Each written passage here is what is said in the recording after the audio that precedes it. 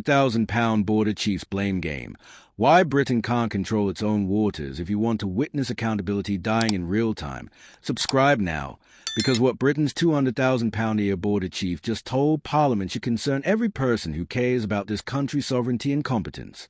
Martin Hewitt CB, Britain's border security commander, appeared before the Commons Home Affairs Committee with some rather interesting news. Reducing channel crossings isn't going to happen very quickly. Not because the strategy is flawed, not because the resources are inadequate, but because, you see, it's France's fault. Specifically, French politics is to blame for Britain's inability to control its own borders. Let that marinate for a moment. A man earning £200,000 of taxpayers' money per year has stood before Parliament and essentially admitted he's frustrated with the French for not doing what he desperately needs them to do. The word that springs to mind is pathetic, but that might be too generous. Hewitt revealed he met the French minister responsible for policing the seas 3 weeks ago to really press the point about delivering the changes Keir Starmer is desperately hoping for. Desperately hoping. Not demanding. Not insisting. Not conditioning continued cooperation on actual results. Hoping. Like a child hoping Father Christmas might be real this year despite mounting evidence to the contrary.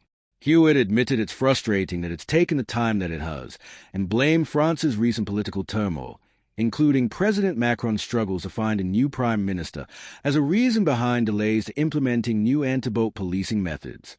Because apparently Britain's border security is entirely dependent on French domestic political stability, which is working out brilliantly as you can imagine. Here's what makes this testimony particularly galling.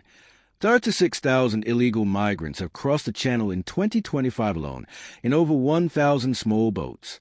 That's more than the previous record set in 2022. Nearly 60,000 have entered Britain since Starmer entered number 10. 60,000. And the government's response? Well, the French are having political difficulties, so we'll just have to be patient. It's a geopolitical equivalent of the dog ate my homework, except the homework is border security and the dog is Emmanuel Macron's coalition-building efforts. The operational details Hewitt shared are equally revealing and disturbing. People smugglers are now using so-called taxi boat services, launching migrant boats in rivers and piloting them out to shallow waters where migrants wade over to board. This allows smugglers to load more people on each boat compared to beach launches. It's an evolution in smuggling tactics that demonstrates these criminal networks are more organized, more adaptive, and more successful than the government supposedly fighting them. And Britain's response?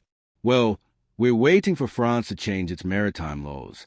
In June, the French cabinet pledged to allow police officers to intercept small boats within 300 meters of the coast. It's now mid-October. Still not in force. But apparently, we should just keep waiting and hoping. Let's discuss Hewitt's other fascinating explanation for the crisis, demographics. He argued that a recent rise in deaths and violence on northern French beaches can be attributed to a surge in East Africans attempting the crossing. Eritreans, Ethiopians, Sudanese, Somali migrants being trafficked over. He claims this Horn of Africa cohort is driving violence in numbers, with Rob Jones, Director General of the National Crime Agency, nodding along in agreement. According to Hewitt, there was a period where smugglers lost a bit of control of the process, particularly with Eritrean and Ethiopian migrants storming boats and getting on even when they hadn't paid. Which raises a rather obvious question. If the smugglers can lose control of their own operation, why can't British and French authorities exploit that chaos to actually stop the crossings? But that would require agency, initiative, and a willingness to take action rather than simply catalog failures. The comparison with the previous government's approach is particularly instructive and damning.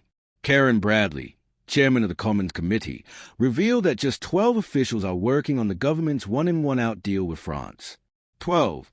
Meanwhile, over 1,000 officials were assigned to work on the Rwanda scheme that Labour scrapped. Let that ratio sink in. The previous government, for all its failures, at least devoted serious resources to a deterrent strategy. Labour has assigned 12 people to manage what they claimed would be a game-changing approach. It's not even a skeleton crew. It's a ghost of a skeleton crew. And the results match the resource allocation perfectly. Speaking of game-changing, let's examine what Labour's vaunted agreement with France has actually delivered. Just 26 migrants have been sent to France under Starmer's new scheme. 26. In exchange, Britain has received 18 process asylum seekers from France. So we've sent 26 and received 18, for a net deportation of 8 people. 8 out of 60,000 who've arrived since Labour took power. If you're doing the mathematics, that's a return rate of roughly 0.013%.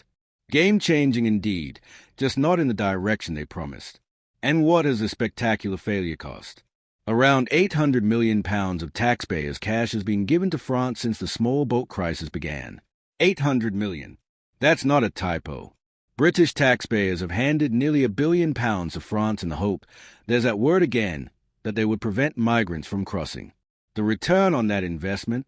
Record crossings, excuses about political turmoil, and a border chief earning $200,000 a year to explain why nothing is working. If this were a private sector contract, heads would roll and lawsuits would fly. In government, it's apparently just business as usual. The French dimension of this crisis exposes something rather fundamental about Labour's entire approach. They've outsourced Britain's border security to a foreign government with no incentive to solve Britain's problem. France has every reason to facilitate these crossings. Every migrant who makes it to British waters is one fewer France has to process, house, and integrate. Every boat that leaves French beaches represents a problem exported rather than managed. And Britain's response is to hand them hundreds of millions of pounds and hope they might, possibly, if it's not too inconvenient, consider maybe doing something about it. It's not diplomacy. It's delusion masquerading as international cooperation. Hewitt's testimony also inadvertently revealed the scale of Labour's strategic failure. When he admits that reducing crossings isn't going to happen very quickly, he's essentially confessing that Labour's entire pitch to voters was either dishonest or incompetent. They promised to smash the gangs. They promised to end the small boat crossings. They claimed their approach would be more effective than Rwanda. Instead, they presided over record numbers whilst blaming French political instability and waiting for maritime law changes that may never materialize. It's a masterclass in how to completely fail at your stated objective whilst maintaining the appearance of trying. The human cost of this failure is mounting alongside the political embarrassment. According to the International Organization for Migration, 2024 was the deadliest year on record for deaths in the Channel. Hewitt mentioned a horrific period where fatalities rose quite significantly, particularly during autumn into winter last year. These aren't just statistics.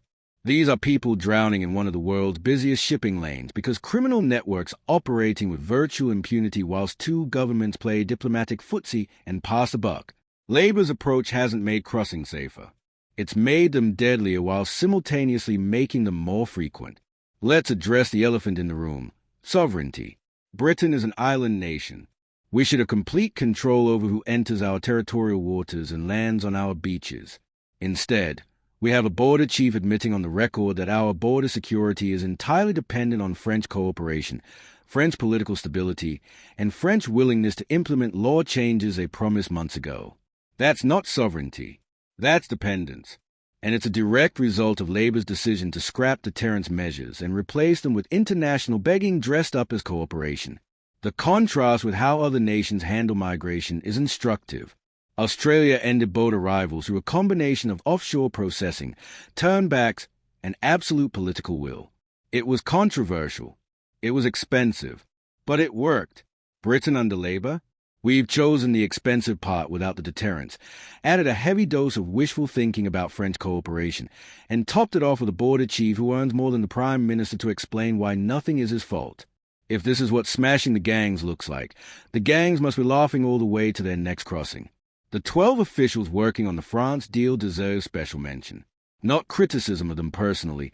They are doing what they are asked with the resources provided, but what it says about Labour's priorities is devastating. 1,000 officials on Rwanda, a scheme designed to create deterrence even if imperfect in execution, versus 12 officials on the scheme that supposedly replaced it. That's not a reallocation of resources. That's an abandonment of seriousness. It's a policy equivalent of posting a strongly worded sign at the border and hoping people respect it. Hewitt's frustration with French delays would be more sympathetic if he had any leverage to accelerate things. But Britain has given away its negotiating position by paying France hundreds of millions upfront, scrapping alternative deterrence measures, and making it clear we have no plan B. France knows Britain is desperate. They know we need them more than they need us. And they are responding exactly as you'd expect, with polite promises, leisurely timelines, and no urgency whatsoever. Meanwhile, Hewitt sits in Parliament expressing frustration like a middle manager whose strongly worded email went unanswered. The taxi boat innovation smugglers have deployed also reveals something crucial. These networks are more sophisticated than the authorities give them credit for. They are adapting tactics, exploiting legal and geographical loopholes, and maintaining operational control even during periods of chaos. They are running a successful international logistics operation under the noses of two governments spending hundreds of millions to stop them. The fact that 12 British officials and whatever resources France occasionally deploys can't match the effectiveness of criminal networks operating in the shadows should be humiliating. Instead, it's treated as just another challenge requiring patience and international cooperation. What's conspicuously absent from Hewitt's testimony is any suggestion that Britain might take unilateral action.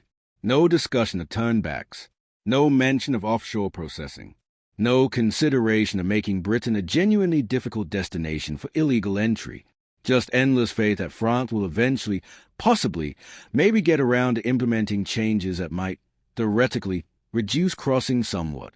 It's a policy equivalent of thoughts and prayers, except even less effective and far more expensive. The timing of this testimony is particularly unfortunate for Labour. They are approaching their first full year in government. The question voters will ask is simple: are things better or worse than before? On border security, the answer is unambiguous. Worse. Significantly worse. Record crossings, minimal returns, and a £200,000 border chief blaming French politics while 60,000 migrants arrive without permission. That's not a difficult needle to thread politically. That's a devastating indictment gift wrap for the opposition. Here's what's actually happening. Labour scrapped a deterrent scheme they oppose on principle, promised their alternative would be better, discovered that international cooperation requires willing partners, found those partners uncooperative or slow, and are now watching helplessly as record numbers of migrants cross whilst making excuses about factors beyond their control. It's a completely predictable failure that anyone with a basic understanding of incentives could have foreseen. France won't solve Britain's problem. They'll take our money, make sympathetic noises, and continue allowing boats to leave their beaches. Why wouldn't they? Subscribe now because this isn't over. Hewitt's admission that results won't happen quickly means we're in for more record-breaking months, more excuses, more French delays, and more expensive failure. We'll be tracking every crossing, every broken promise, every £200,000 testimony blaming someone else. This is Britain's border crisis under Labour. Expensive, ineffective, and entirely outsourced to people with no incentive to fix it. See you in the next one.